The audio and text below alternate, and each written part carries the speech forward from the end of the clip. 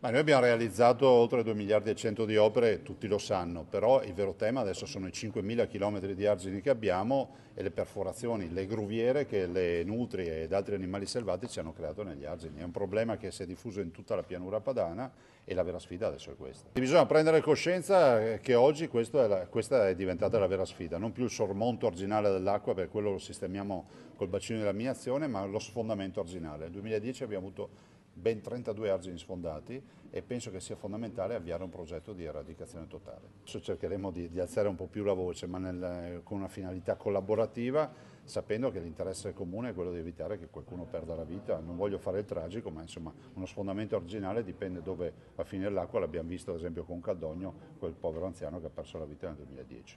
Sappiamo che abbiamo fatto un sacco di opere, lo abbiamo dimostrato con grosse piovosità. Certo è che se dovesse piovere in maniera importante con una piena storica da 5.000 metri cubi al secondo sul Piave, i problemi ci sarebbero anche molto grossi. La verità è che abbiamo 5.000 km di argini, più 3.000 ce li hanno i consorzi di bonifica, hanno gli stessi problemi e molti di questi argini sono delle gruviere.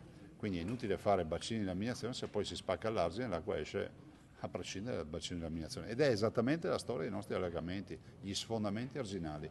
Il sormonto arginale, vedere il fiume che va per sopra, no? Come si dice, sormonta l'argine e allaga territori, e da un pezzo ne vediamo, perché prima sfondano gli argini. Ci ha spiegato i costi, quanti sono i tempi per costruire questi argini?